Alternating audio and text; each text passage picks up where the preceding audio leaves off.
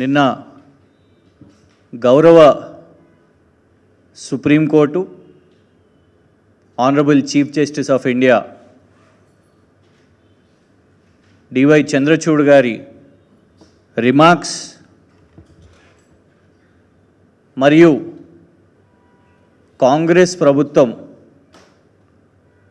మాజీ ముఖ్యమంత్రి కేసీఆర్ గారి మీద పెట్టిన commission enquiry commission retired judge Narasimha Reddy గారిని రిప్లేస్ చేయాలని ఏదైతే chief justice of India decision తీసుకుందో దాన్ని మేము స్వాగతిస్తున్నాం. కానీ కేసీఆర్ గారు 15th జూన్ 2024 నాడు ఈ లేఖ రాయడం జరిగింది. ఈ లేఖ నేరుగా ఎంక్వైరీ కమిషన్ చైర్మన్ గౌరవనీయులు నరసింహారెడ్డి గారిని ఉద్దేశిస్తూ వారికి రాయడం జరిగింది. ఈ పూర్తి లేఖ అందరు కూడా తెలంగాణ సమాజం చదివినరు, మీడియా రిపోర్ట్ చేసింది. ఇందులో ఎక్కడ కూడా కేసీఆర్ గారు వ్యక్తిగతంగా అన్పార్లమెంటరీ లాంగ్వేజ్ కానివ్వండి, ఎలాంటి పర్సనల్ అలిగేషన్స్ కానివ్వండి, అలాంటి ఏం చేయలేదు. వారి పొలిటికల్ ఐడియాలజీస్ కానివ్వండి, వారి పొలిటికల్ ఇంక్లైనేషన్స్ కానివ్వండి, దాని గురించి ఎక్కడ కూడా ఈ లేఖలో కేసీఆర్ గారు రాయలేదు. కేసీఆర్ గారు దీంట్లో రాసిన ప్రధాన కారణం ఒకటేమో ఎక్స్ప్లెయిన్ చేస్తూ ఛత్తీస్గఢ్ రాష్ట్ర ప్రభుత్వానికి, తెలంగాణ రాష్ట్ర ప్రభుత్వానికి తెలంగాణ ఏర్పడ్డ తర్వాత 2014 అందరికి కూడా తెలంగాణ సమాజానికి, తెలంగాణ రాష్ట్రానికి అప్పుడున్న విద్యుత్ కోతలు, పవర్ హాలిడేలు, ఆ ఇబ్బందులు అందరికీ తెలుసు. ఒక రాష్ట్ర ప్రభుత్వం ఇంకో రాష్ట్ర ప్రభుత్వం మధ్యలో విద్యుత్ ఒప్పందం జరిగింది. దాని గురించి పూర్తిగా ఈ లేఖలో ఎక్స్ప్లెయిన్ చేసి 11th జూన్ 2024 నాడు ఏదైతే కమిషన్ చైర్మన్గా ఉన్న నరసింహారెడ్డి గారు ప్రెస్ మీట్ పెట్టి ప్రిజుడైజ్గా కేసీఆర్ గారిని ముద్దాయిగా ఏదైతే వ్యాఖ్యలు చేసిరో దాన్ని తప్పుపడుతూ సుప్రీంకోర్టులో పిటిషన్ వేస్తే నిన్న గౌరవ చీఫ్ జస్టిస్ ఆఫ్ ఇండియా కూడా 3 స్టేట్మెంట్స్లో చాలా క్లియర్గా వాదన కనబడుతున్నది. ఒకటి, it is unbecoming of a judge. ఒక జడ్జిగా పనిచేసిన వారు ఇలాంటి వ్యాఖ్యలు చేయడం సబబా అని నేరుగా చీఫ్ జస్టిస్ గారు అనడం జరిగింది. ఇంకొకటి, prejudice statements creating damage to the image of a person. ఒక ముఖ్యమంత్రిగా పనిచేసిన వ్యక్తి 2 సార్లు తెలంగాణ రాష్ట్ర ప్రభుత్వానికి చీఫ్ మినిస్టర్గా ఒక ఇమేజ్ ఉన్న వ్యక్తి, అట్లాంటి ఇమేజ్ ఉన్న వ్యక్తి మీద ప్రిజుడైజ్ స్టేట్మెంట్స్ ఇవ్వడం నిన్న చీఫ్ జస్టిస్ గారు కూడా దాన్ని కండెమ్ చేసినారు, రిమార్క్ చేసినారు. అందులో ఈ 2 అండ్ మరీ ముఖ్యంగా ఆర్గ్యుమెంట్స్ జరిగినప్పుడు సింపుల్గా ఒకటే line, replace the chairman of the commission. ఈ 3 కీలకమైన స్టేట్మెంట్స్ ఇవ్వడం జరిగింది. అయితే దాని తర్వాత నిన్న మళ్ళీ ఒకసారి అంటే 11 జూన్ 2024 తర్వాత నిన్న సాయంత్రం సిరీస్ ఆఫ్ ఇంటర్వ్యూస్ గౌరవనీయులు రిటైర్డ్ జడ్జి నరసింహారెడ్డి గారు ఇవ్వడం జరిగింది. మరి అది ఫ్రస్ట్రేషనా, లేదు చీఫ్ జస్టిస్ ఆఫ్ ఇండియా గారు ఇచ్చిన రిమార్క్స్ వల్ల వారు నొచ్చుకొని ఇట్లా మాట్లాడినరా? కానీ ఏదైతే చీఫ్ జస్టిస్ గారు అన్నారో, ఒక జడ్జిగా పనిచేసిన వ్యక్తి ఇలా మాట్లాడడం కరెక్ట్ కాదు అని ఏదైతే నిన్న ఉదయం అన్నారో, నిన్న సాయంత్రము ఈ వ్యాఖ్యలు చూసిన తర్వాత మాకు అనిపించింది, ఒక రిటైర్డ్ జడ్జిగా ఉన్న వ్యక్తి ఇలా ఇంటర్వ్యూస్ ఇస్తారా అని. దయచేసి ఇది వినాలి. వాళ్ళు ఏం చదువుతూ అది that is a closed chapter for me. I'm relieved of that. ఈ చెదారం కంటే అక్కడ సేఫ్గా ఉంటాము అని అహంకారపూరిత మాటలైతే మాత్రం అది సమాజానికి మంచి కాదు, వాళ్ళకు మంచి కాదు. ఇంకోటి ఏంటంటే, తప్పు చేసిన వాడు ఎప్పటికైనా శిక్ష అనుభవించవలసిందే. కాబట్టి కొంచెం వెనుక ముందు మనం చూస్తున్నాం, 22 ఏళ్ల కింద ఒక అతను ఒక పాపను రేపు చేసినది మొన్న పడ్డది శిక్ష వానికి. అది ఉన్నాయి కానీ కొంచెం కోర్టులో ఉన్న అలసత్వాన్ని తీసుకొని కొంచెం తప్పించుకోవచ్చు. తప్పు చేసిన వాడు ఎవన్నాడు కూడా అది తప్పించుకోలేడు. ఒకవేళ కోర్టు శిక్షించకున్నా కానీ నీ కర్మ శిక్షిస్తుంది. ఇప్పటి వరకు మీరు చేసిన విచారణలో తేలిన విషయాలేంటి? మీరు అదే విషయాలను ప్రెస్ మీట్లో చెప్పారని మీరు కొన్ని విషయాలు చెప్తున్నారు. అప్పటి వరకు విచారణ గురించి నేను చెప్పాను, కొత్తగా ఏం చెప్పలేదు అంటారు. అంటే ఇప్పటి వరకు ఎటువంటి విషయాలు బయటపడ్డాయి? విచారణలో తేలిన విషయాలు అది మా రిపోర్ట్ నాకు దగ్గర సిద్ధంగా ఉన్నది. అది గారు ఇచ్చిన తీర్పు మీరేమంటారు? అంటే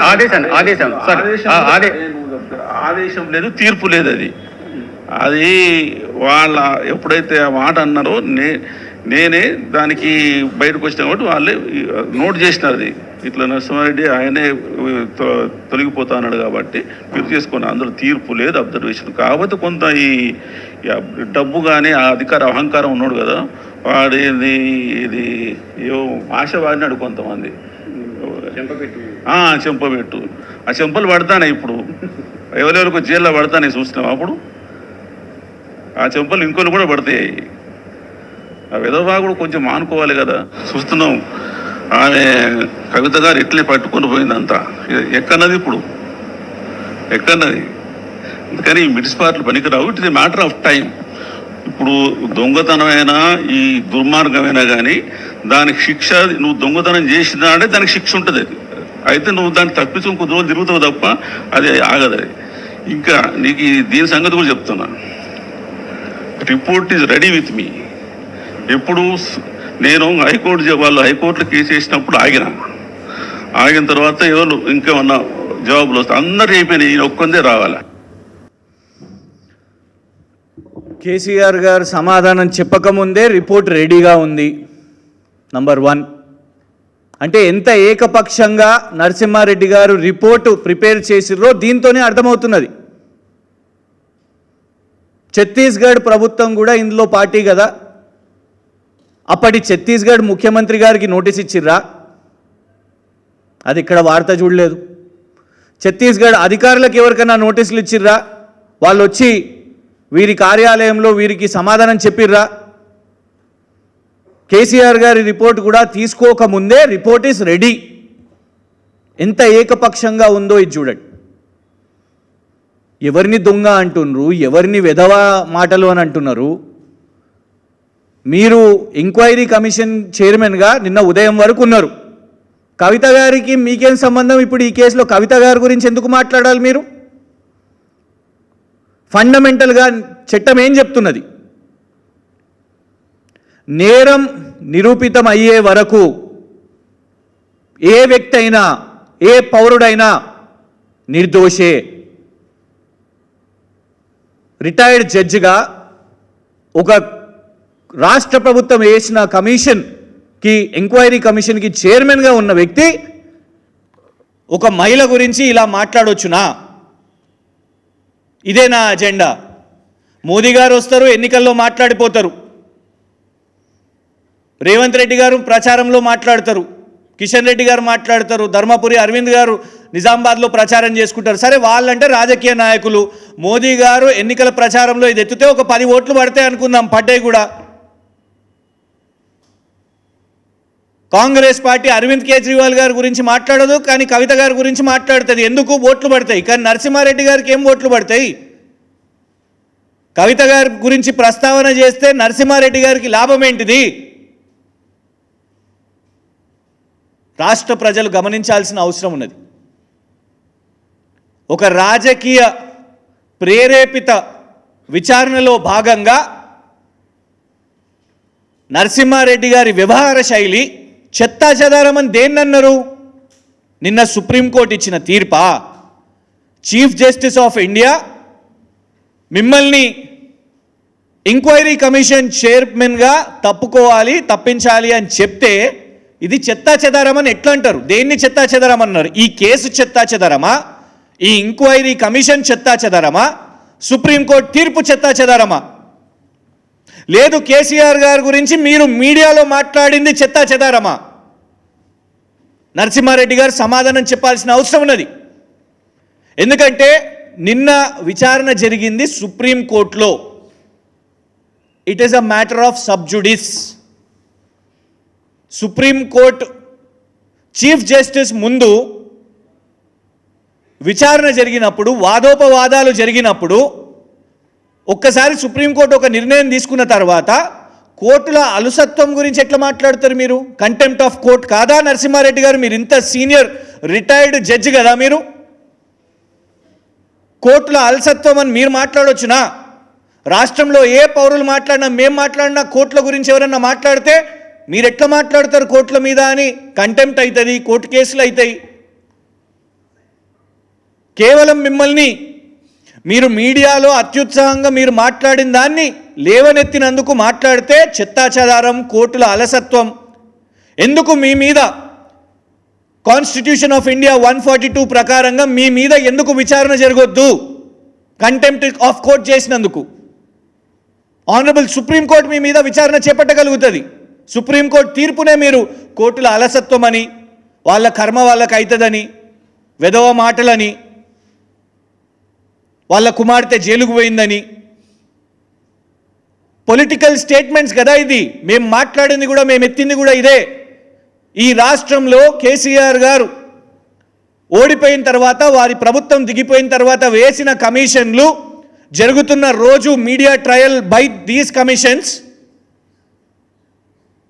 ఖచ్చితంగా రాజకీయంగా కేసీఆర్ గారి మీద బురద జల్లాలి అని నిన్న సుప్రీంకోర్టు తీర్పు తర్వాత, సుప్రీంకోర్టు రిమార్క్స్ తర్వాత ఈ ఎంక్వైరీ కమిషన్ చైర్మన్ ఆ తర్వాత ఇచ్చిన ఇంటర్వ్యూలతో స్పష్టంగా అర్థమవుతున్నది. ఇది నరసింహారెడ్డి గారు రిలీజ్ చేసిన లెటర్. వారు ఏమని అన్నారు? నేనే తప్పుకున్నానన్నారు, ఆయన తప్పుకోలేదు. నిన్న ఆర్గ్యుమెంట్స్లో సుప్రీంకోర్టు రిప్లేస్ ద జడ్జ్ అన్న తర్వాత 2 గంటల తర్వాత 2 PM తర్వాత జరిగిన చర్చలో అప్పుడు వారి తరఫున వచ్చిన అడ్వకేటు అప్పుడు వీరు తప్పుకుంటున్నారు అని అన్నారు. తప్పుకున్న దాంట్లో కూడా ఈ లేఖలో ఏమని రాసున్నది?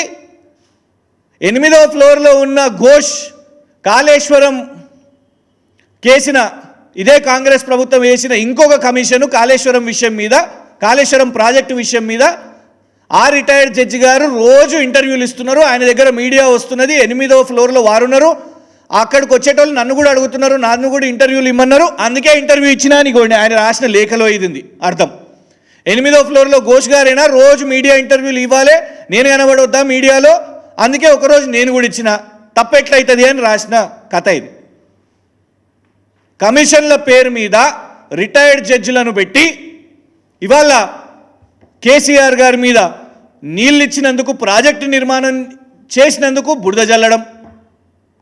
ఒక రాష్ట్ర ప్రభుత్వం ఇంకో రాష్ట్ర ప్రభుత్వం విద్యుత్ ఒప్పందం చేసుకొని మొన్నటి వరకు కరెంటు కోతలు లేని తెలంగాణ రాష్ట్రం చేసినందుకు కేసీఆర్ గారి మీద బురద జల్లడం. మేము ఈనాడు వరకు కూడా బీఆర్ఎస్ తరఫు నుంచి మేము వ్యక్తిగతంగా నరసింహారెడ్డి గారి గురించి మాట్లాడలేదు. ఇది కాంగ్రెస్ పార్టీ ఉత్తమ్ కుమార్ రెడ్డి గారు పిసిసి ప్రెసిడెంట్గా ఉన్నప్పుడు ఇదే బట్టి విక్రమార్క గారు, నేటి ఉప ముఖ్యమంత్రి గారు బట్టి విక్రమార్క గారు, వాళ్ళ సిఎల్పి లీడర్ ఉన్నప్పుడు పొన్నం ప్రభాకర్ గారు ఇవాళ మంత్రిగా ఉన్నారు. భూ కబ్జాదారుడని పోయి కబ్జా చేసిన భూమి మీద రిటైర్డ్ హైకోర్టు జడ్జి నరసింహారెడ్డి గారి మీద పోరాటం చేసింది ఈ కాంగ్రెస్ పార్టీ కాదా? చెప్పాలి కాంగ్రెస్ పార్టీ వాళ్ళు, కాంగ్రెస్ ప్రభుత్వం వాళ్ళు. మీరే కదా ఈయనను భూ కబ్జాదారుడు, ఉస్మానియా యూనివర్సిటీ భూములను కబ్జా చేసిండు అని పోయి ధర్నా చేసి పోరాటం చేసి, ఇగోండి పత్రికల్లో వచ్చిన స్టేట్మెంట్ ఇది. ఇలాంటి ఒక కబ్జాదారుణ్ణి మీరు ఇవాళ ఎంక్వైరీ కమిషన్ చైర్పర్సన్గా వేసుకుంటారు. బట్టి విక్రమార్క గారు చెప్పాలి, దళిత నాయకులు 2014లో దళిత సంఘాలు సిబిఐ విచారణ చేపట్టాలి నరసింహారెడ్డి గారి మీద. చుండూరులో జరిగిన దమనకాండ, దళితుల మీద మారణ హోమం, అందులో హత్య చేసిన నేరస్తులను బాయిజ్జత్ బరీ చేసిన జడ్జు ఇదే నరసింహారెడ్డి గారు అని మేం కాదు, దళిత సంఘాలు సిబిఐ విచారణ డిమాండ్ చేసినాయి. బట్టి విక్రమార్క గారు దీని మీద మాట్లాడాలి.